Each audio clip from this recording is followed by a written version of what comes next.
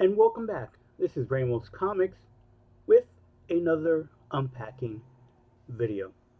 This was filmed a while back, but I'm posting it up now. Uh, I am not too thrilled with the packaging, mainly because it's just an envelope. I can feel there is some cardboard in it, so hopefully the cardboard kept the packaging safe. As you can see, it's an oversized envelope that's folded a few times, and as I mentioned, I could feel that there is cardboard in it. What's interesting is, as I'm looking at the package, it was sent by media mail, which doesn't cost all that much to send, but from what I understand, comic books are not supposed to be shipped through media mail. I've learned that myself as I was, from the stuff that I sell on eBay. It's one of those things that I also ship via media mail, so I know the price of it, and I also know the price I paid to have this shipped to me, and I think he overcharged me for shipping. Alright, so as you can see from the big package, I have bought a bunch of comic books. Not surprising. I believe it helped just pretty much 99.9% of all my videos are me opening up comic books. So they put it in the priority mail cardboard, one piece of cardboard basically, to protect a set of comics. Let's see.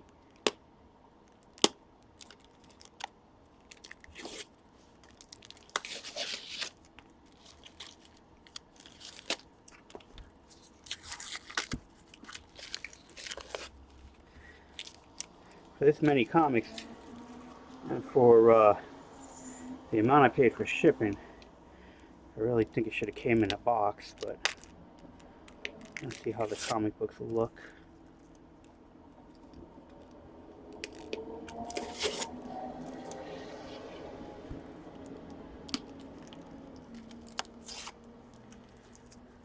I do with most of my videos. When I take tape off, I take it all off because you just never know when you can snag a comic with the tape.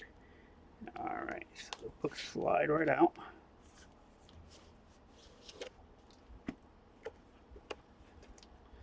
Except for one that looks like it's stuck to the box.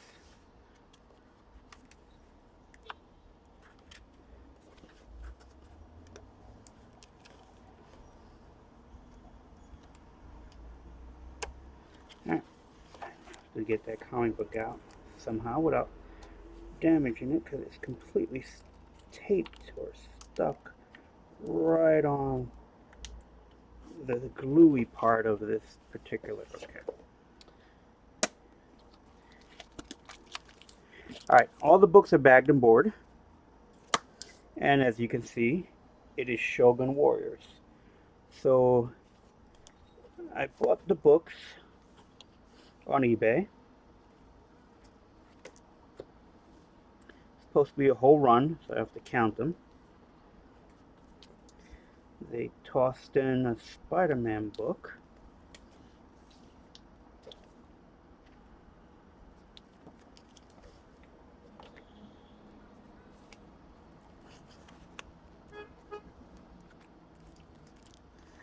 Some bags have two books in them.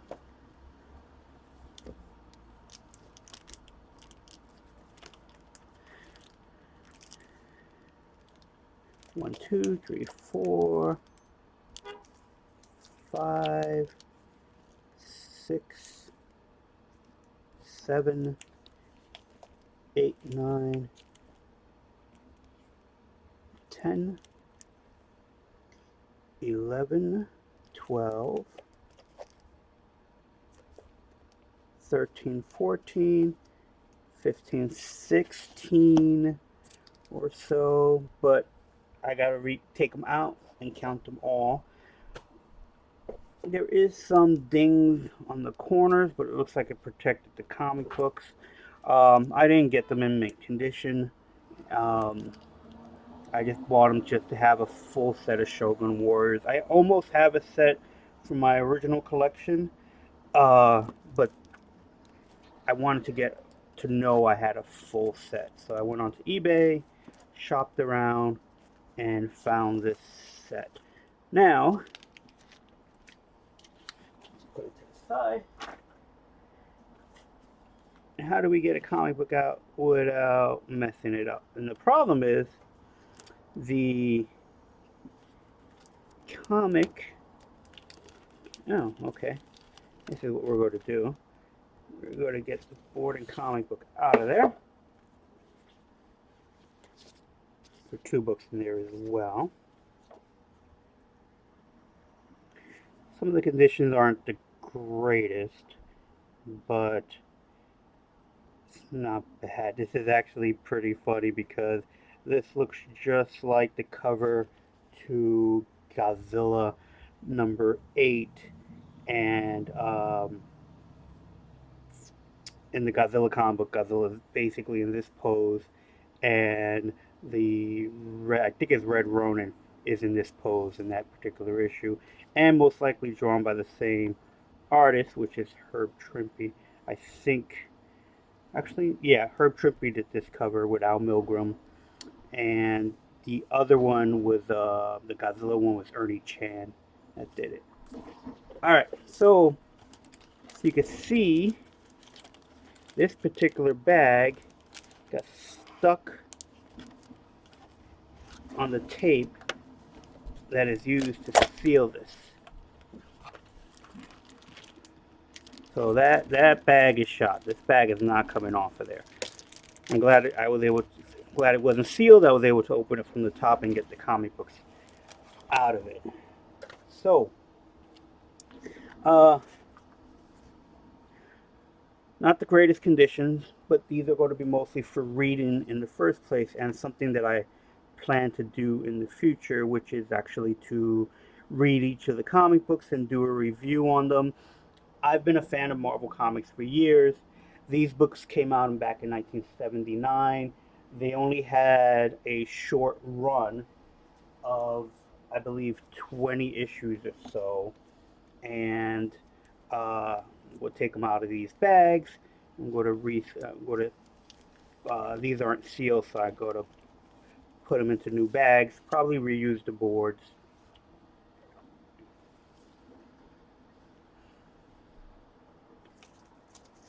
And pretty much be happy to add these to my collection. As I said, I wasn't shopping for mint condition on these. I wanted to just actually have a set. I have a few, as I mentioned before, almost close to a full set from collecting over the years. You could find these a lot of times in the dollar bin or $2 bins or so. I have noticed they've been going up in prices lately, and I think that's just because there's a large uh, it's a growing community of people buying uh, kaiju related comics. These are giant robots, so I categorize them as part of the kaiju genre. Um, if you read any of the books that I work on, you know that I do have a love for the kaiju genre. My own book called Teen Kaiju is about cyborgs that fight monsters. So this is pretty much up my alley. As I said before, when I was collecting, these were out before I actually started collecting. I started heavily collecting in the 80s. These were books from very late 70s, and it would have been just a few years before I would have got into collecting comics. So these would have popped up on my radar in comic shops when they used to have the quarter bin. You would see these in there. Any comic show I would go to, there would be a bunch of the Shogun Warrior comics. So I've always known about them. I've read a few issues.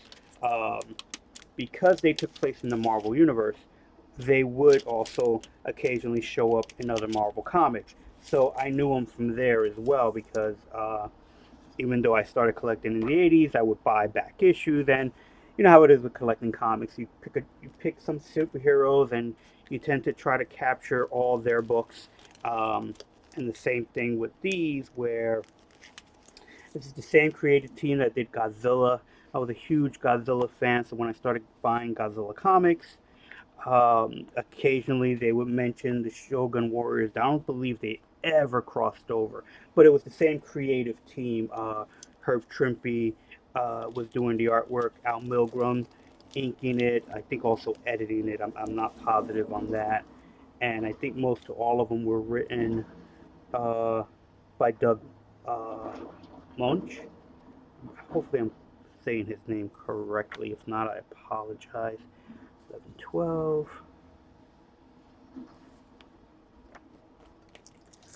So far it's looking good for all the books.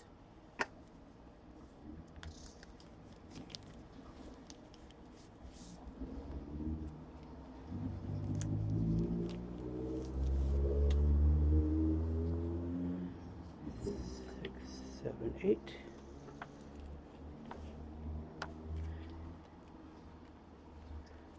All right. So here you have it. 20 copies of Shogun Warriors, the full set. I don't know if we would ever see these again as a comic book. Each of these robots, I believe, are owned by a different company. They were licensed together for the Shogun Warriors line. There was a toy line as well, not only the comic book line, but the toy line. And in the toy line, Godzilla and Rodan was part of it. They were large robots. I believe they were, all plastic and beautiful set.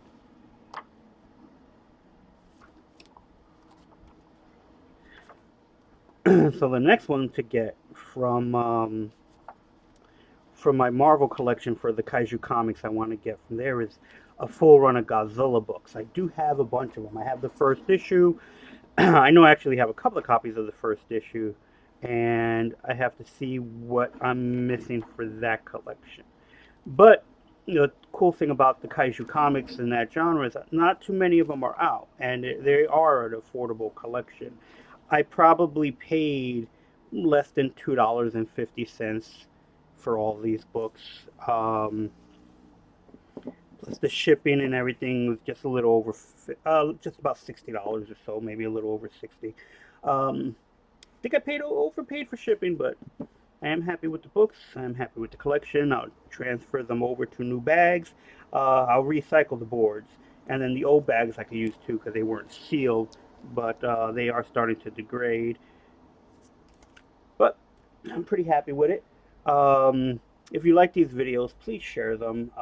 Please give us a like and subscribe so you'll know when the next video is uploaded. So thanks for watching and keep drawing.